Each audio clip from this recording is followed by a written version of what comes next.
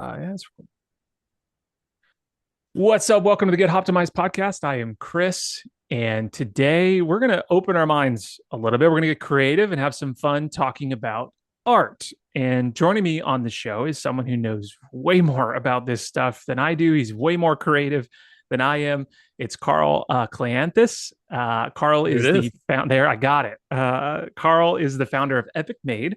They're an entertainment quality content agency run by real artists, and I love that. They've done a ton of amazing work in all sorts of industries, including entertainment and gaming and many others. They have, some small clients. Maybe you've heard of them. They've done work for like Sci-Fi and Nickelodeon and Hasbro. So just a few there, but they've also applied their creative juices to other spaces too, including work for Deschutes Brewing, which is relevant to us on this show. And I'm definitely going to ask about that, but I'll shut up for a second. Let's intro Carl. What's up, dude? Thanks for coming on. Hey man, happy to be here. Super pumped. Yeah, love craft beer. Loved it even more before I developed a gluten allergy, but still have a great appreciation for it.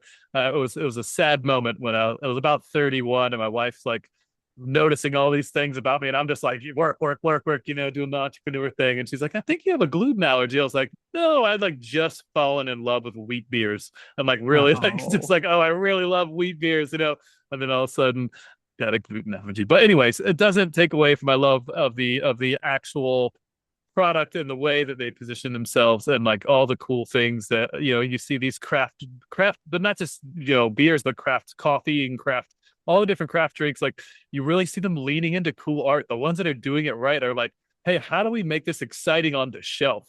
And I think that's a really great strategy. So. yeah, man. And it kind of the industry lends itself to like the more artistic vibe to things. And it's more scrappy, it's more startup, it's more counterculture.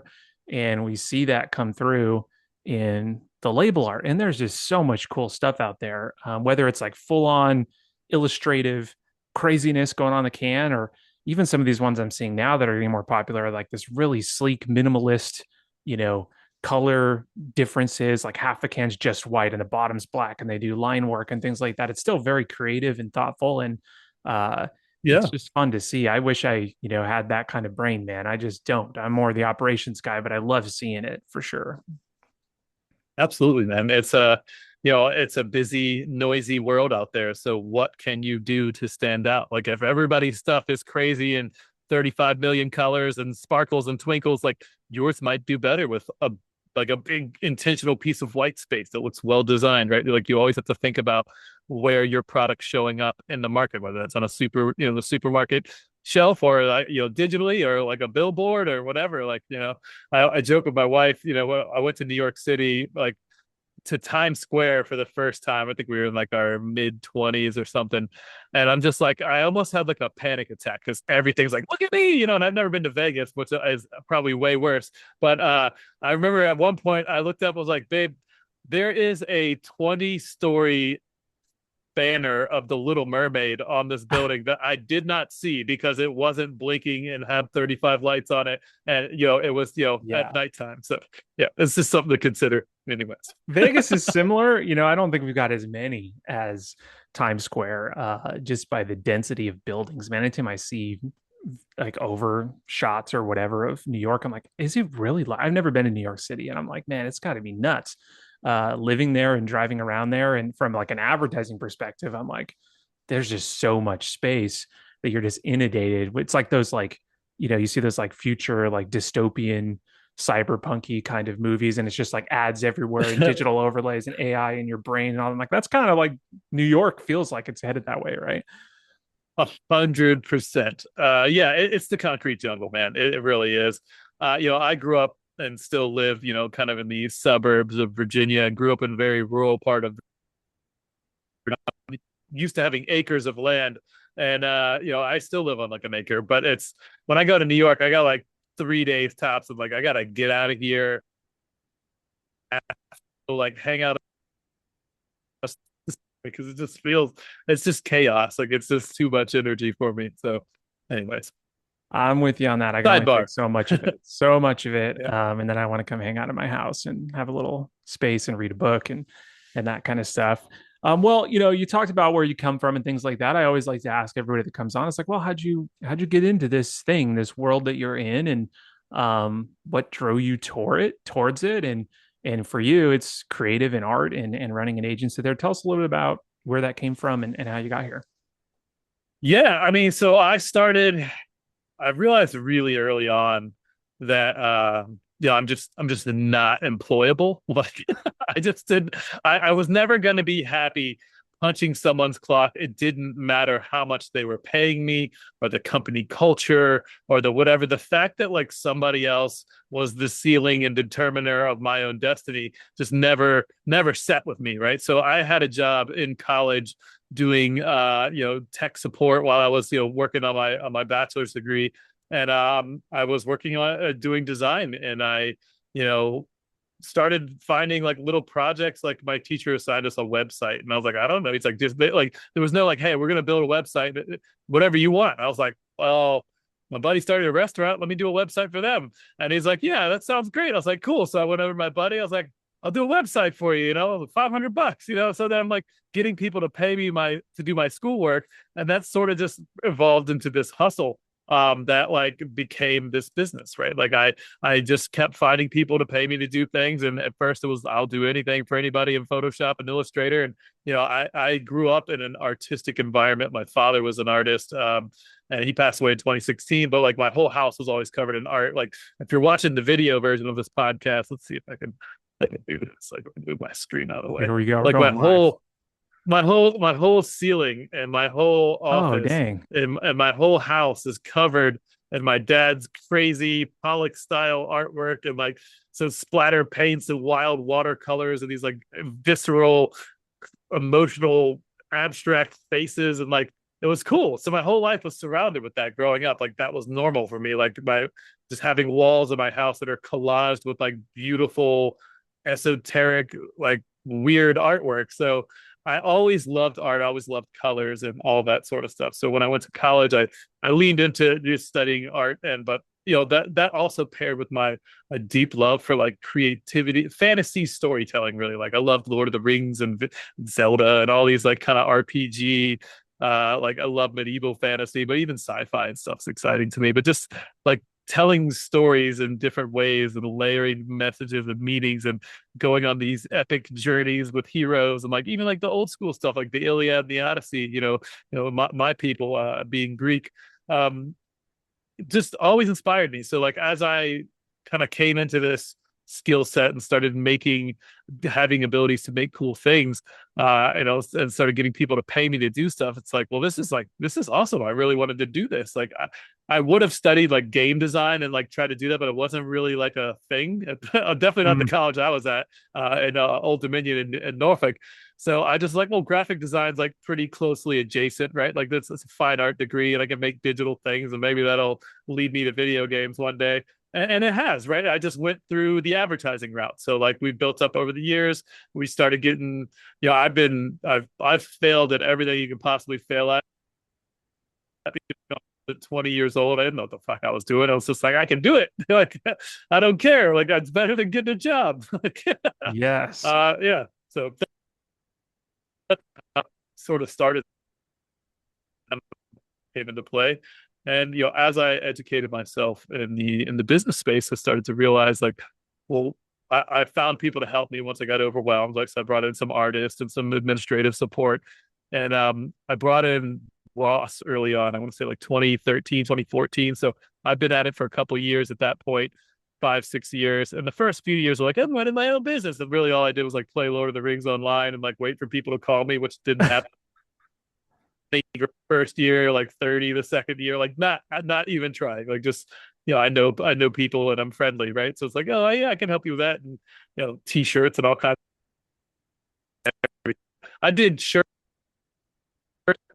really heat pressing shirts in my garage, like like just whatever. And then I niched down into like, oh my god, we're actually amazing at animation. And once I brought Ross on, we started niching into like gaming, entertainment, and tech. Was able to scale that vertical because we really know that audience. Like that's the stuff we consume for fun. So yeah, Did you always have like a vision for like the because if you look at your website and your style of your branding, it's very like fantasy influenced and like story, like you mentioned, the medieval kind of fantasy character driven stuff. Was that like always the vision for what you wanted the brand to look like? Or was that like a strategic decision at some point to say, all right, we're gonna look like that? And then kind of follow up question for that is, did that change the level of like, the people that came to you looking for work and the direction they wanted to go? 100%. So I started the business and it was called Creative Art and Design Studios. It was like, so I just want to do anything creative or art and design, right? That was my idea. And it was like all white space, super clean, super professional. Had this like Saturn logo that was like green with this like beautiful gradient and this ring around it. And like it was what I think people would want to see for like a high-end design, marketing, advertising company, not knowing what any of those three adjectives actually meant and the differentiation between them. So we were just like all I would get at that point was just like I'm just on the hustle. I would join like BNI. I was doing a bunch of networking and like just trying to find anybody to pay me to do anything. But I realized we were never getting anywhere because we were this jack of all trades. We very much were like a local small business mom and pop vibe, and you tap those markets out if you want to grow. And I always had these big ideas of doing big things, and I was inspired. My fantasy, my love of fantasy and storytelling and gaming and all that was the inspiration for why I got into this. But I was afraid to embrace the brand. I was afraid early on because I didn't know better that like, oh, well, if I get too weird or too like, I won't be able to do business for all these other people because they won't give me any money and they're paying my bills right now and I can't do that. And it was like this terrifying thing. And then I convinced one guy, again AJ, and he was a tech guy, and with the side money, him and his wife Jenna had put together this idea for a tabletop board game, and I just happened to be in a accelerator space with him, and started talking. Anyways, he ended up hiring us to do like 30 illustrations for all the little fantasy cards on his game, right? Mm-hmm. So Ross and I were working on this, and like 3 hours in, I was like, I don't feel like we're working. Like I've been having so much fun just concepting out. Like I'm posing, like, all right, what if we have this guy with this big hammer, and I was like, oh, you get the angle down there. Let's take a reference shot, and it was like this exciting adventure we were on making things. I was like, I feel like if we just pivot the brand, like we could get more of these, and like I could stop doing stuff for like really boring people in suits that don't appreciate the level of creativity that we're bringing to the table.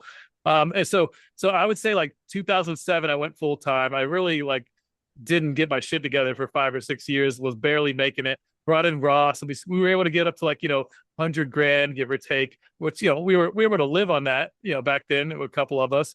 But once we've rebranded in early 2015, we started developing it, and we spent months and months just coming up with the name and months coming up with the logo. We actually hired somebody else after we did like 30 of our own versions to like work with us on that. We ended up coming with the logo, which we still have.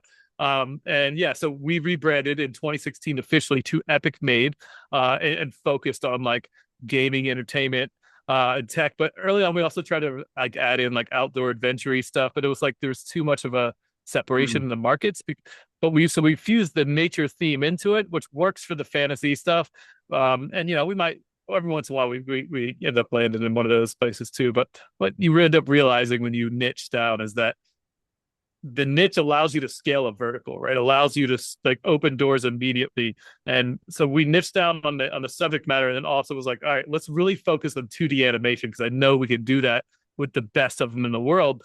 And we ended up getting a shot on with Sci-Fi around 2019.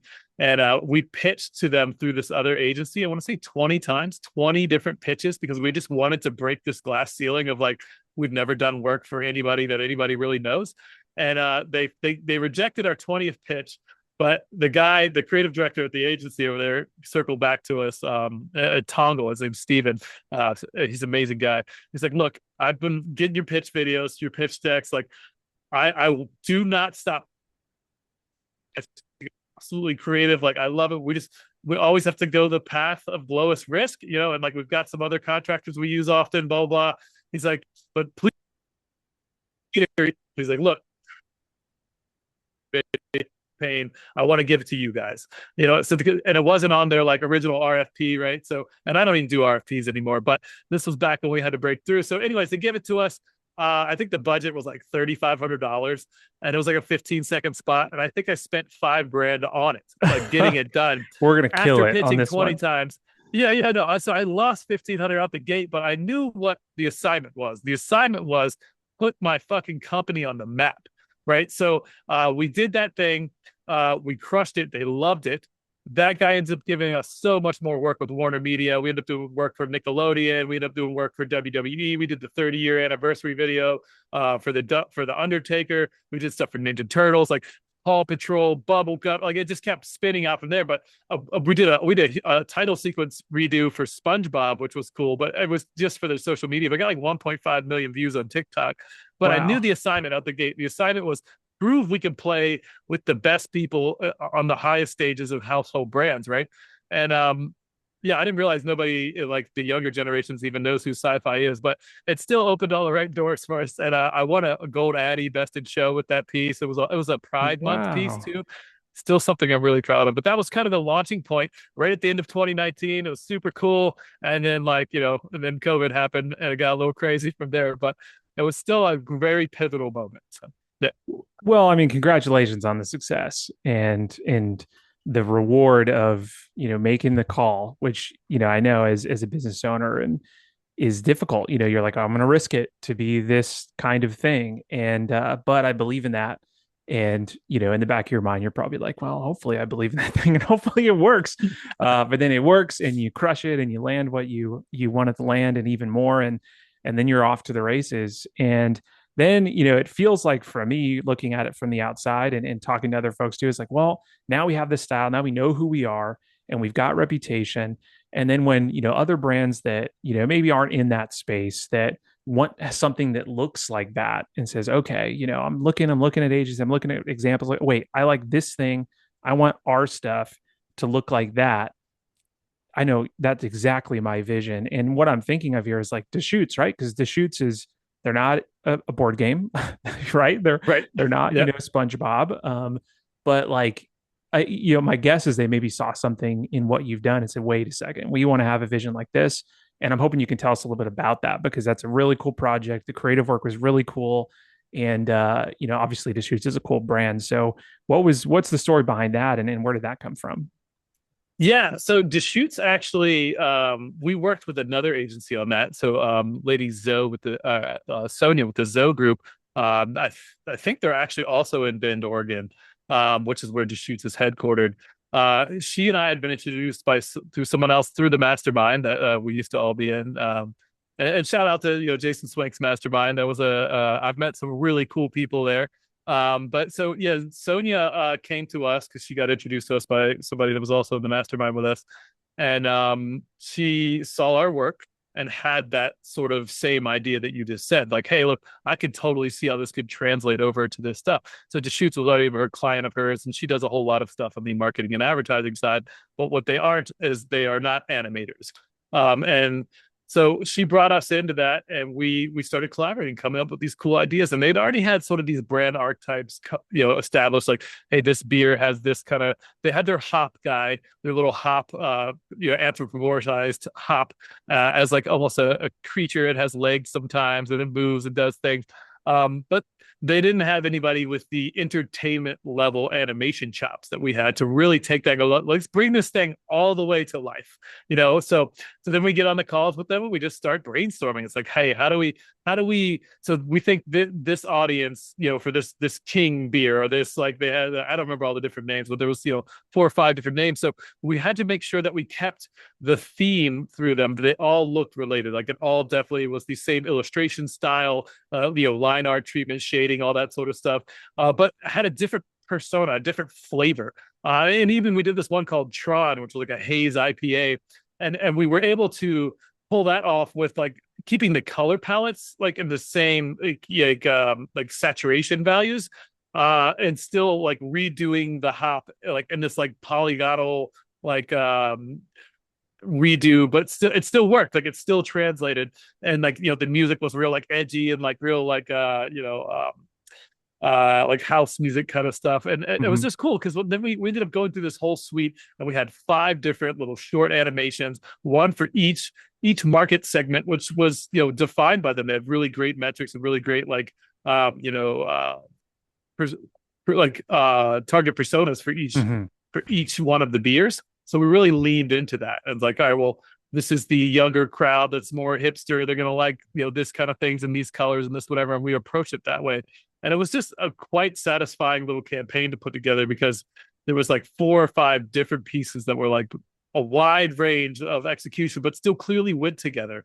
Yeah. So I was just really proud of that. And that was one of our earlier one of our bigger campaigns that we did early on. So that was one of the first times we got to really cut our teeth on like, hey, this is a very well-known brand, and they've got some decent funding, and we're getting to do work across multiple pieces, multiple assets. Like at that point, it had been a lot more of just like, hey, try this one thing, and then like, we may or may not ever need you again. And it's like, okay, but this one was cool. So I had a little campaign. We went from there. We're able to like do some other pieces for them. At like March Madness, we got to do a whole piece where it was like they're hop dribbling around and like dunking and That's stuff. the Like one it I'm was thinking just it of was is like the basketball one, okay. which is cool. Yeah. Yeah, the basketball one was really fun. So I'm gonna find some of those and make sure I link them in the show notes because they're worth watching and seeing. It's just a fun application of that, and good for you guys putting something together like that, and good for Deschutes for kind of being bold and creative and down to do something fun, which again is what makes craft beer so cool and craft beverage in general. Like you mentioned, coffee and now some of these different things with like the new tropic drinks and the brain drinks and now the yeah, THC drinks that are coming out. It's like there's this kind of really cool, edgy, fun, creative aspect to beverage that isn't, kind of the stuck up main core brands. And craft has really exploded over the last, especially over the last 5, 10 years. But even before that, it started to rise. And you're seeing all these things with labels, and we alluded to this early on. And I wonder if you have any like thoughts or advice for like the creative people working in the industry that are trying to do some really fun creative stuff, but also having to think about things like brand and brand connectivity and consistency across things and regulations and things that you have to try to navigate around while still trying to create something that they love. What would you say to those folks in what they're trying to do and advice you might have for them? you, there's so many choices in the world right now. It's absurd to even think about. It doesn't matter what product you're looking at. If there's money to be made, like so like when you're talking about a craft beer or a craft coffee or any kind of like you're trying to bring something new to a saturated market, consumers want to buy into an idea and a story and something that connects and resonates with them. So, yeah, you can make something cool and pretty and whatever, whatever, whatever. But if you don't start with the right strategy and the underlying utility of like, what is this? What am I trying to accomplish here? Like, why did I make this brand in the first place? We believe that XYZ is true about coffee, or like you have like the Black Rifle coffees, like all dialed into Mm-hmm. like veterans and like service and like the things that like align with them, right? So a lot of their stuff and even their commercials, whatever your spot is in the political spectrum, like their stuff leans more conservative because they know that's the brand they built, right? And that it's going to turn some people off, and some people are going to be like, I absolutely have to have this, and I want to support this, right? So position yourself for a specific audience within the market segment. Otherwise, you're going to just get caught in the noise. You can't afford to bring something new to the market. I'm saying you can't afford, but who knows what your finances are. But it's not definitely not the most efficient way to come to the market and just shotgun blast out there and just hope you get everybody and just like try to just be like, do you win that money by spending? You win that game by spending more money than everybody else, and that's not the right play, right? The people that are dominating the advertising space that are doing like trying to hit the masses, they're already super established and their brand recognition is everywhere. Like, you couldn't start Amazon right now and just go, all right, we're going to compete with Amazon. We're going to ship everything to everybody. No, the only reason Amazon got to where it's at is because they started with books and they knew what people who wanted to buy books wanted. And all their marketing, advertising, branding, and Mm. positioning was for books. He had the vision to expand, but once he got up that vertical, he could expand out. So I say that to say, like, when you're building your thing, especially in these more craft type of situations, people want stuff that's like got a real human vibe to it that really speaks to them as an individual. When they purchase your thing, it says something to them about who they are, what they believe in, and what they want to prop up. Like you've got some coffees that are like every time you buy a bag of this coffee, it donates to the rainforest. Well, like if you're like super crunchy, like you want to like that means something to you, right? Like so you want to invest in that, right? Or if you're like, you know what, burn the whole world down. This place is a heaping shithole. Human beings are, going to destroy it anyways. Like, I just want this cheap shit over here. Like, that's a market segment too, right? So just thinking about the psychology before you start making something pretty, before you start going, oh, well, let's do this, let's do that. Like, what stories are you infusing into your brand? What consumers do you want to buy this and resonate with? And what does that say about them? And what do they believe about your brand? And where does that human connection come in? And then build your assets, then build your videos, then build your branding and your packaging and your labeling and all the details and think, okay, well, does that lean more into like, should these be like super flashy spot foil, spot UV, unique shaped bag? Like, where's the juice for the squeeze? Like, you can do anything to make your product stand out. So it's like, what makes the most sense? Where do you get the most value? Like, start really with the strategy and really deeply understanding the specific human beings you're trying to target. That's a tough thing to do, and if you don't have like the data or if you're not listening to your customers, it's a difficult thing to nail down. But I think it's super important to really think about that and figure out ways to get that data, whether it's, going and listening to people in the markets or pulling out, big market data that you can buy. Or simply listening to your customers, like I have a colleague who does like secret shopping kind of stuff for breweries. And, I think that kind of data is immensely valuable because it's not because even yourself you kind of have a bias in listening or talking to people, and you're going to pull what you kind of through your filter out of it. But a third party that can give you like unfiltered information can be also really valuable too, and that can key you into these different kind of nuanced things. Another thing you talked about was like the feeling that someone has when they experience a brand, and like that's what a brand is what somebody feels when they interact with your brand, when they're drinking your beer, when you're looking at that label art. Yep. And tapping into that feeling is a big thing, which is also what makes the work you do so cool. Because like board games and entertainment and these kind of character driven things you do, like they make you feel something, whether it's bold or creative or scared or anxious. It's like there's something there, and if you can do a good job of that, then man, there's magic to be made. And I love seeing that stuff, for sure. So thanks for your insights on that. I knew that would be a good question to ask you. Yeah, absolutely, man. I love that. And that's the core of it, right? Like trying to tell a story, trying to know that like human beings relate to other human beings. Like we don't do business with businesses. We do business with like the ideas of what we're connecting to there, right? Like people buy Mac products because they think that says something about them. Like that's one of the biggest like cult brands out there, and it's lost its luster a lot since Steve Jobs died, but it's still like that whole that's still running on the fumes of Steve Jobs. Like when you walk around with your Apple product, the people that love Apple, like this if they don't have an Apple, they feel like they have a cheap imitation, right? And like, and for me, I don't have a single Apple product. Like, I don't, the brand mysticism is lost on me entirely. But there's magic to how they've established that, and you can do that in your segment with your brand. You just have to understand your customer. And so, like you said, there's two ways to go about doing that, right? Though you can do it posthumously by like, hey, we're going to put out these things and check the data. And there's a whole host of ways to do that. And I'm not a data specialist guy, but there's all sorts of ways to do research and pull information and figure that sort of stuff out. Or you can, do the research ahead of time and then put it out there and then test it. But at any rate, you have to iterate.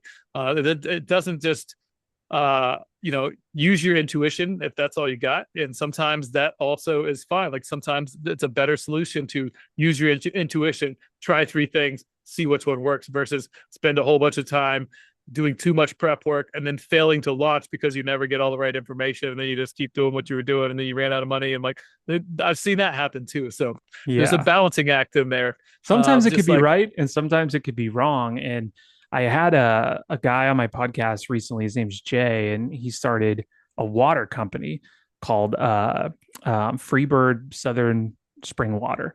And I think that what I gleaned from his story is that he kind of had this intuition that, hey, there's an opportunity here to create a brand for canned water, similar to Liquid Death. And I'm bringing Liquid Death into the beverage branding conversation because we just have of to course, nowadays, right? But Liquid Death let's talk obviously about is that. has its thing, but he brought this brand to market that's kind of like an American, prideful, Southern kind of branding style. And like he's blown up especially in the southern states in the US. He's in all kinds of stores. And this is within like a year, this thing has taken off. And what I gleaned from him was like, hey, I kind of had this intuition. There was a space for this. We could make it work. And then it totally worked. So in his case, that intuition piece was like, bam, it took off and it landed. But there's many cases where that doesn't happen and your intuition's just dead wrong. But it's hard to figure that out and what's going to work and what's not. 100%. Yeah. So, and it's just you gotta follow up, right? Like, you gotta pay attention to the cause and effect. And oh my God, I'm glad you brought up Liquid Death, One of right? my favorites, There's a, man. it's like nothing about that brand makes sense to like a corporate guy in a suit for, like your typical, and sorry to wear a suit every day and have a comb over. Like, I'm sure you're a great person. But like, it's like, look, no, I don't know where you would ever go to a room and pitch like, hey, so we're gonna pitch water and it's gonna be great. Like, if people are gonna buy this water that's kind of expensive in a metal can, and we're gonna call it Liquid Death, which sounds like poison, and it's gonna do really great, and people are gonna it's gonna blow the fuck up, and we're gonna have crazy animations and like really crass, crude, violent, bloody, gory things, and people are actually really gonna love this, and it's gonna be one of the premier water brands, in no time. It's like, what? No, no, said no one like that, no one's buying that, right, in your head. But what they did was they found a market segment, right? Like that really blew up in the extreme sports games, in the X game space, and the place where Red Bull was fucking dominating the whole market, and they still are. Like, but Mm-hmm. Liquid Death came in because somebody saw that Red Bull like was paying all the sponsorships, and you ride your BMX bike, blah blah blah. You're gonna take the best sponsorship you can get. Like, if it's Red Bull, great. So they're drinking their canned Red Bull afterwards, and it's full of water because this guy's a professional athlete and he doesn't want to drink a bunch of high fructose corn syrup sugary bullshit, right? So there was an opportunity there. It's like, hey, let's actually put something cool in this guy's hand. And all these guys are like edgy and like, this is like the punk rock culture, skateboard culture, like all that kind of vibe, right?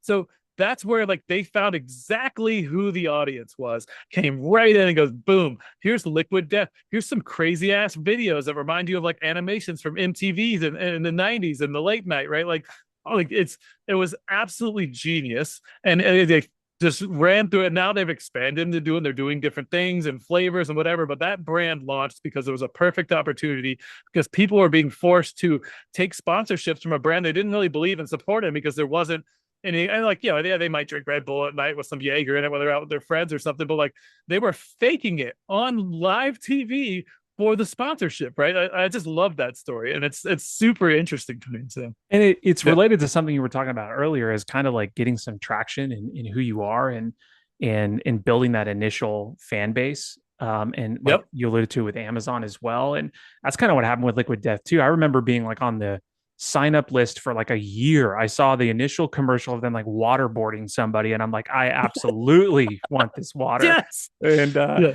Yeah. I sat on the list for forever. I thought they were going away. And then all of a sudden I was like, oh yeah, your case is coming. I'm like, oh, sick. And then like they started with a little bit of e-com. You could only buy it online, and then slowly momentum. And then all of a sudden it was like, all right, now we're selling on Amazon. We're distributed everywhere. But like they had the proof that they could do it, and they had a loyal fan base and they had momentum.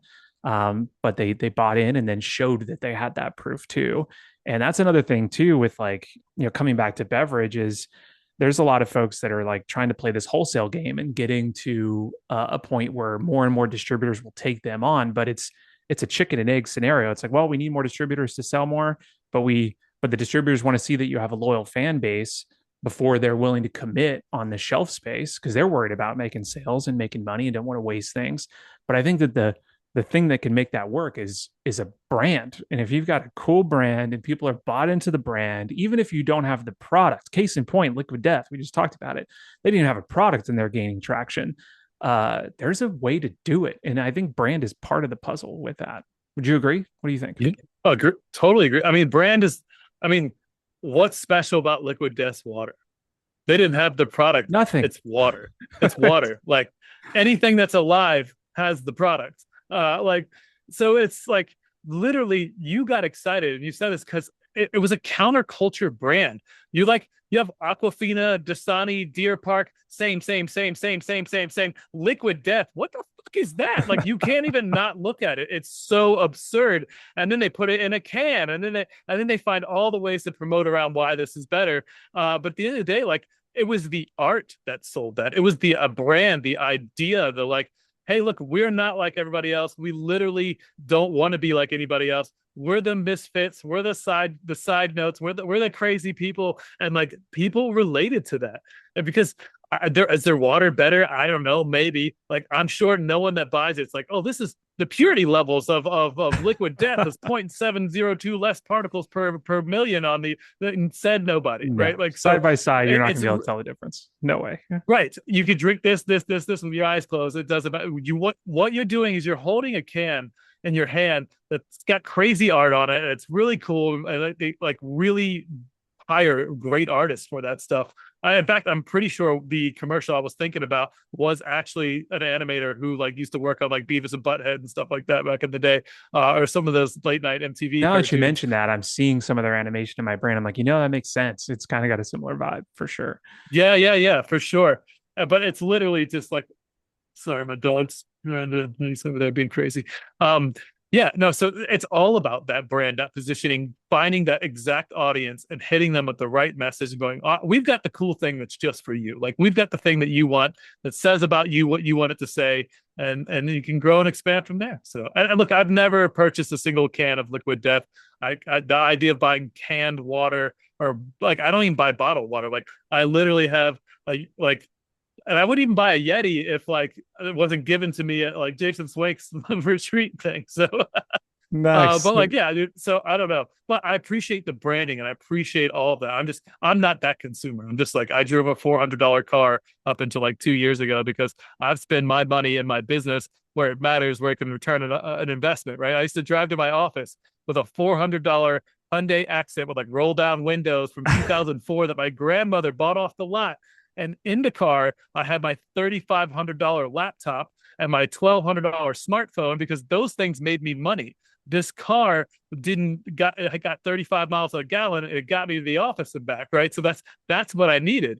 So True that's how entrepreneur I'm right not the there. consumer for all that other stuff, but I appreciate what they've done and how I can see how it influences the market. And that kind of strategy and logic and understanding goes into all the work we do. So, yeah. Dude, it's been awesome to chat with you about these things. And I wish we had more and more time to go through it. I'm sure we'd just keep talking Liquid Death and all kinds of crazy shit. For But sure. I know there's people listening that would be interested in learning more about your brand and what you guys have done and seeing your work and maybe reaching out and thinking about projects with you.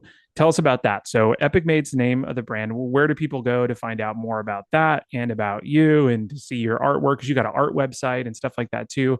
Give us the plug on where to find you.